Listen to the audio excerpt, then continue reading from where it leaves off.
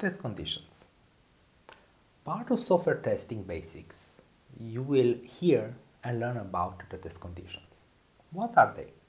They represent an item or event of a component or system that could be verified by one or more test cases.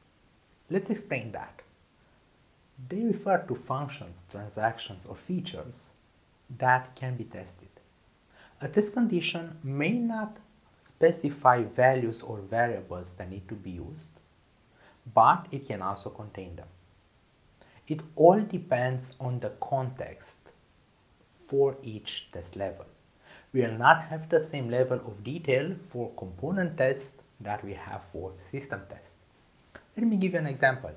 We can have a generic test condition like test payment, or we can have a more specific test condition like test payment with Visa card for free items and an overall cost over $100.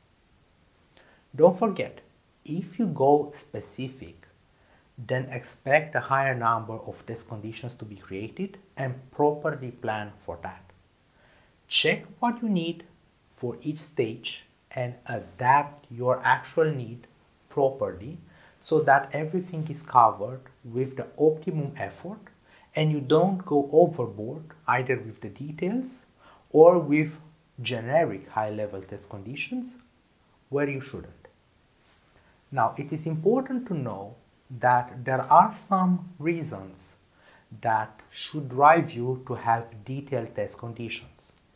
Mainly, the detailed test conditions should be used when we have lightweight test design documentation, we have little or no formal requirements or other development work products, and especially where the project is large scale, complex, or a high risk compliance or regulatory project.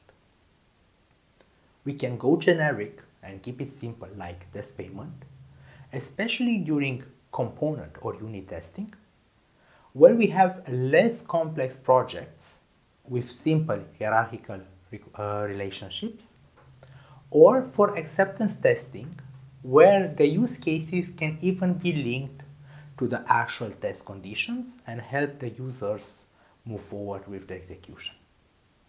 There are some advantages and disadvantages for going detailed.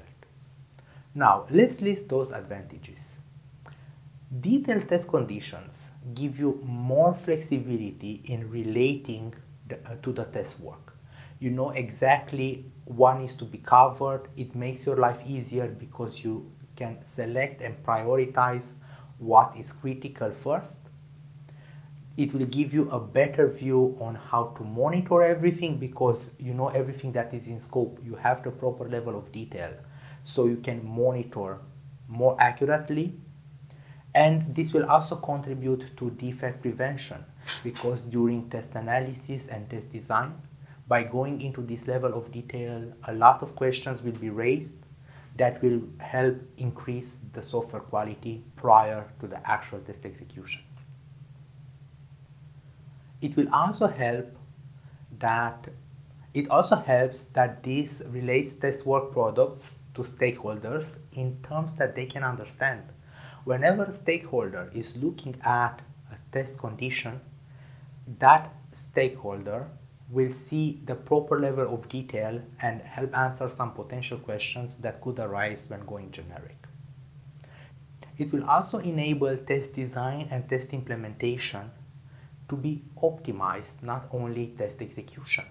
By going in detail, as I said earlier, we can properly prioritize, optimize our test effort, and this will not only impact the test execution, it will impact all the test phases.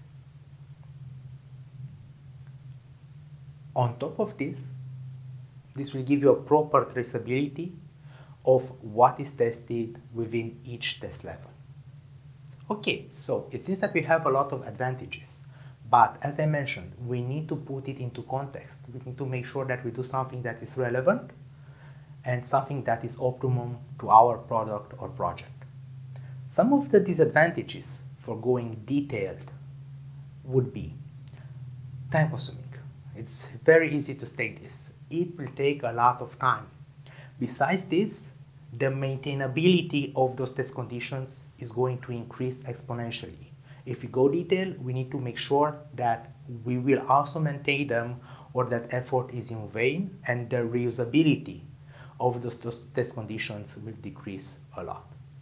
And finally, we need to tailor it according to the test level. I don't see any reason to go detailed for component or unit test, at least for most projects. So looking at the test maturity and the test level that we are implementing, we should properly assess if we go detailed or if we are going to keep it generic. This concludes our first chapter of software testing basics that a test manager should know.